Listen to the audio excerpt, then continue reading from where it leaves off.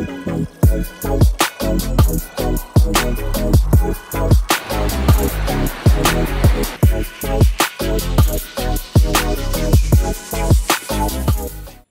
कैसे हो दोस्तों, बहुत दिनों के बाद आप सबसे फिर से मुलाकात हो ही गया। बहुत दिनों के बाद मेरे बड़े पापा मुझे बोल रहे थे कहीं पर घूमने जाएंगे, कहीं पर घूमने जाएंगे। फिर आज अचानक से ये प्लानिंग लिया कि आज कहीं पर घूमने जाएंगे। और अचानक ही मेरे पास आके मेरे बाइक में बैठ के बोला आज संडे के दिन चल कहीं पर घूमने चलते हैं। और हम लोग निकल पड़े किसी जगह के लिए।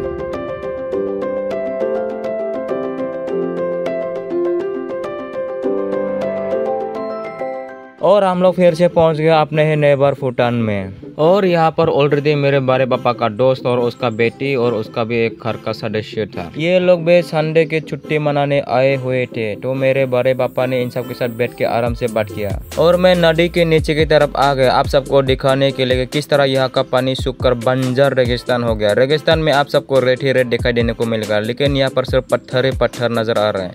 और यहाँ जो पानी बह रहा है नदी में, ये इतना काला है, इतना काला है कि मानो पूरा कोयला खान के गुफा के अंदर से बहते हुए आ रहा है और पूरा बंजर जमीन को काला कर रहा है। और यहाँ का जो पहाड़ है देखने में बहुत सुंदर लग रहा था। मेरे मन में ऐसा लग रहा था कि यहाँ पर चढ़ने से मुझे स्वर्ग मिलेगा, इसलिए मैं यहाँ पर चढ़ने के लिए पास में आ गया। लेकिन यहाँ का पहाड़ इतना ऊंचा है कि मैंने चढ़ने के लिए ट्राई भी नहीं किया, क्योंकि मैंने अपने एग्जाम में भी अपने पेपर को सेकेंड बार देखने के लिए ट्राई नहीं किया, तो यहाँ पर उठने का सवाल ही नहीं उठते हैं।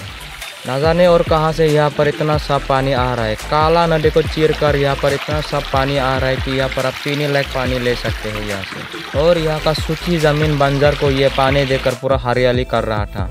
और मैं थोड़ा आगे बढ़ने लग गया आगे का पहाड़ देखने के लिए, लेकिन पूरा काला बादल आके पूरा पहाड़ को ही ढक लिया। जब भी मैं घूमने आता हूँ पूरा काला बादल मेरे सर के ऊपर मंडराता रहता है। और पहाड़ के पास पहुँचने के बाद मुझे देखने को मिला ये ब्रिज। ये ब्रिज दोनों साइड के पहाड़ को आपस में जोड़ते हैं। और ये ब्रिज के अंदर से क्रॉस करते हुए मैं ये पहाड़ के पास आ गया। ये लेफ्ट साइड और राइट साइड के पहाड़ को आपस में जोड़ते हैं। देखने में बहुत सुंदर लग रहा था, लेकिन पूरा काला बादल जो आगे का पहाड़ है उसको पूरा ढक के रखा था। और पत्थर के ऊपर से चल चल के आने के बाद मुझे इतना थकान महसूस हुआ कि मैं आगे तरफ और नहीं जाने वाला था। यही से आप सबको मैं दिखा दिया। और मुझे इसी ब्रिज के पास अचानक से मुझे एक कुछ चीज देखने को मिला। ये कुछ मूर्ति बना के रखा था, पता नहीं किसी भगवान का या किसी आदमी का, लेकिन यहाँ पर इसके लिए कुछ प्रसाद वगैरह चढ़ा के रखा था। यहाँ पर मोम भी था लेकिन बुझ गया, और यहाँ पर दूध भी रखा था। पता नहीं किस तरह का रिचुअल है। और इन सब को इग्नोर करके हम लोग आ गया है भूटान के गांव के अंदर। अभी हम लोग को बहुत थकान महसूस हो रहा था, इसीलिए हम लोग थोड़ा रेस्ट लेने वाला था, इसीलिए हम किसी दुकान की तलाश कर रहा था। और अचानक ही हम लोग को एक दुकान मिला। दुकान के अंदर पूरा पीने का सामान था। यहाँ पर आप ग्रीन कलर रेड कलर कुछ भी पी सकता था। दारू इतना सस्ता था कि आप कुछ भी ले सकता था, लेकिन मैंने लिया पावर। ये भूटान का एनर्जी ड्रिंक पावर है।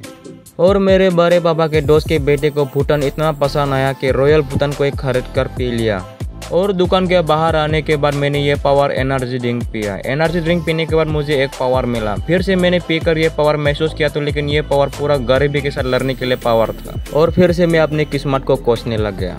अभी हम लोगों का घर जाने का वक्त हो गया है। पहाड़ के ऊपर चढ़ते चढ़ते सिस्टर को भी बहुत थकान महसूस हुआ, इसीलिए बड़े पापा के पीठ के ऊपर एक घोड़े की तरह सवारी करने लग गया। और बड़े पापा भी अपने बेटे की तरह उसको संभाल कर लेके जाने लग गया। तो दोस्तों आज के लिए बस इतना ही। आप सबको मैं फिर से मिलूंगा अगली वीडियो पर, और आप सबको मैं थैंक यू कहना चाहता हूं आप सब मेरे साथ बने रहने के लिए। और ये जगह को पसंद आया तो वीडियो को लाइक करना, और जो नया व्यूअर है मेरे चैनल को सब्सक्राइब करके मेरे साथ जुड़ जाए इस तरह वीडियो देखने के लिए। तब तक के लिए बाय बाय।